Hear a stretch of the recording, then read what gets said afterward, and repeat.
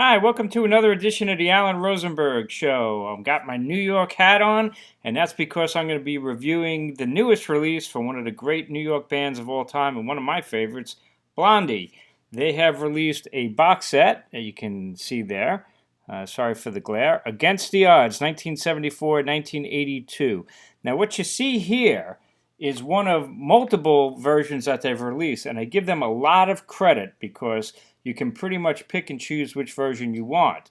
As you can see, I am a huge Blondie fan. Now, I have 27 Blondie albums. I'm not going to show them all here. This is from the classic era, but I have the stuff after the classic era as well. This obviously focuses on their classic period, which is their first 6 albums. And I'm going to talk about those briefly as well. So before I continue, if you are not a subscriber, please hit subscribe. I would greatly appreciate it. Helps my channel to grow, and when people do searches, I'll pop up. Let's get back to Blondie. So the version that I decided to get is the cheapest version. I got it on Amazon, and this is a 3-disc set. Again, it's called Blondie Against the Odds. And what this is 3 CDs, beautifully packaged. And this is just all the bonus material that came on in the box set. Now, the other versions of the box set includes the 6 original albums remastered. You can get it on vinyl. You can get them on CD with the bonus tracks mixed in on the albums, plus I think another disc or so of bonus tracks. For me, being such a big fan, already having their albums multiple times, and these are all the digitally remastered versions that have bonus tracks already, and many that are already on here, didn't make sense to me, for me, to spend hundreds of dollars on stuff that I already have multiple times. Let me just get the unreleased stuff in this packaging.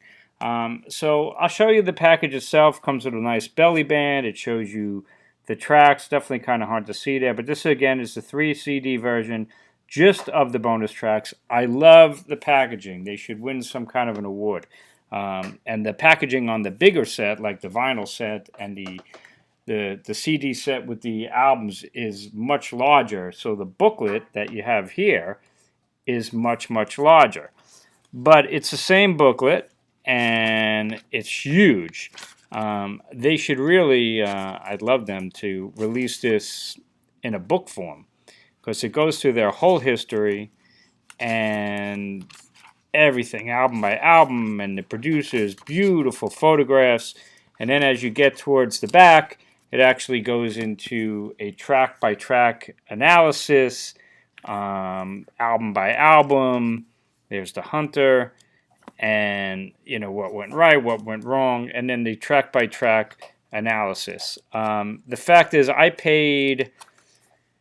think on Amazon I paid like $35 for this. It's worth it to me as a completist and a Blondie collector. I have to have it. And the packaging alone, I have no guilt. I'm glad that I bought it, pretty much because of the packaging. Now, let me talk about the music that's on this set. Again, I have no good. I'm thrilled to have it. It was well worth the $34. But I'm going to tell you, as a listening experience, you're not really going to listen to this if you go for this set.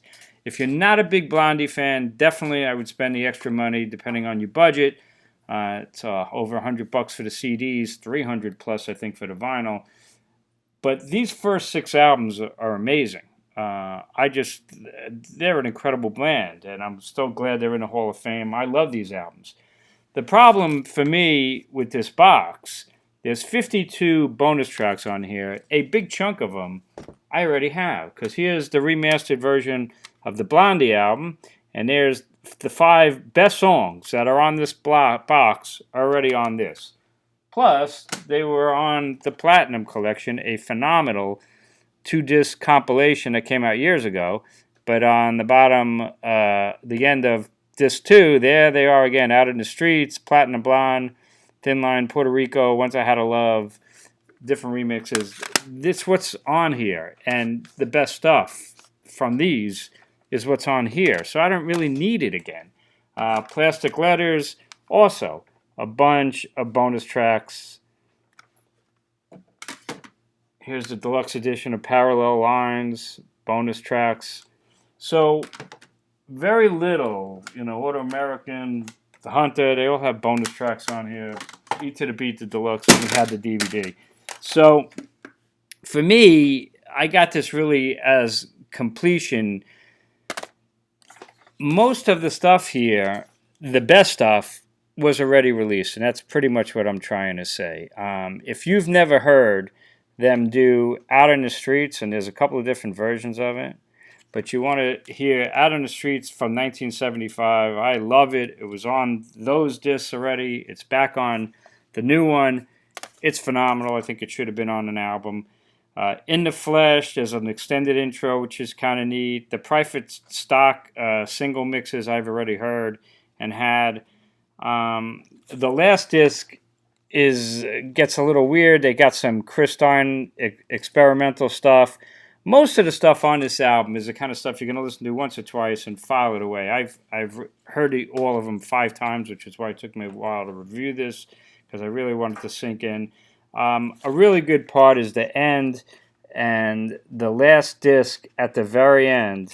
It's called the home tapes, and that's really what it is. You could hear it. It's like in their apartment. Maybe he put it on a 4-track, and they do Sunday Girl and the hardest part, which was later on E to the Beat, with the full band. And here you hear it just like Chris Stein and Debbie Harry. For me, the biggest revelation on this, and I've always said that before, Debbie Harry's a really good singer. She's got a unique voice, but you never know in rock and roll, because when you're in the studio, they could do so much stuff. And Mike Chapman is an amazing producer, and he certainly was a member of Blondie by adding to their sound.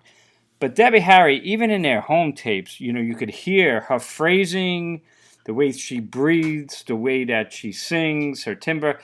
It's there, and you could hear it in a home tape of like Sunday Girl and even the hardest part. It's there, and it's really it's cool. Like, she's just a really good singer, and I don't know if she always got the credit for how good her voice is. So overall, what do I think? If you are not a huge Blondie fan and you don't have all of these previous releases, and there's more. Here's one called Blonde and Beyond. Another compilation. This was a cool compilation, but there, Underground Girl, the very first song, is an unreleased track that's now on this box set. I already have it already. The French version of Sunday Girl. A lot of this stuff I already had. So, this box set is not as earth-shattering for me as it would be for maybe many people. It's convenient to have it in one listen.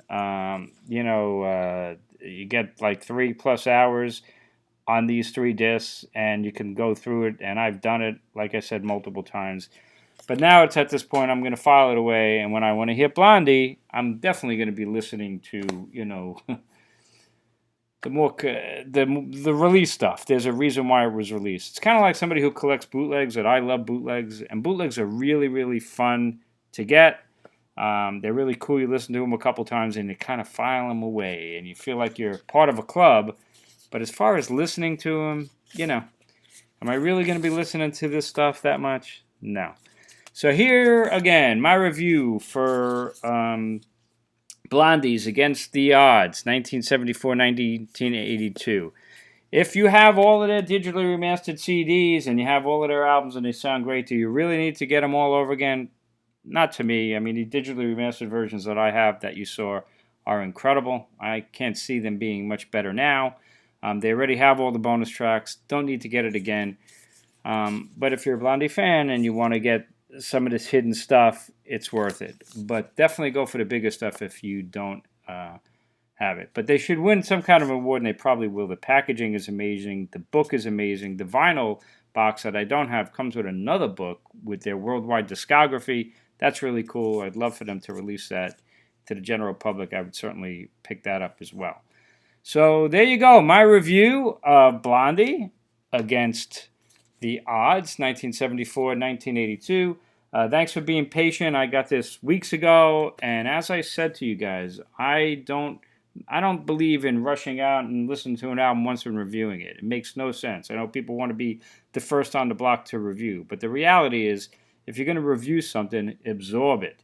because sometimes you listen to something the first time you love it, and then later on you realize maybe it's not so good. Or sometimes you listen to it the first time you're not in the mood, it doesn't sound that good, and it really grows on you. That's my feeling. So I really wanted to absorb this, and I did. Another great box, I forgot to mention it, is this guy. This is the singles box. This is really hard to find. I know it goes for a ton of money on Amazon. But this is a great box of all their singles. And again, on their singles, they have some rare mixes. So that's another area that I had where some of the stuff that's on here is on the new box as previously unreleased. BBC is a good collection too if you're a live Blondie fan, which I am. Here's another one. Picture This Live, another live record. These are officially released Blondie albums, but really tough to find. So if you don't have any Blondie, this is the last really good Blondie Greatest Hits collection. And this is a 2 set, 2 disc set, I should say. 1 CD fully loaded right there of their best of, and then the DVD with all of their videos, because they got a lot of great videos. And this is the place where you get that Rapture. It's called Rapture Riders, which was a mashup of Blondie's Rapture with the Doors' Riders on the Storm. Phenomenal. So all these Blondie collections are really great. They all have a reason to have them, which is why I got so many of them. But again, Against the Odds. Thumbs up, mildly, at least for me. Thanks for tuning in. Again, please hit subscribe. Please send me your comments. And don't say I don't love Blondie. I got everything. Even my New York hat for them. So I do. But I think I explained this review. Have a great one. And thanks for tuning in. Stay safe, stay healthy, and keep tuning in. Thanks.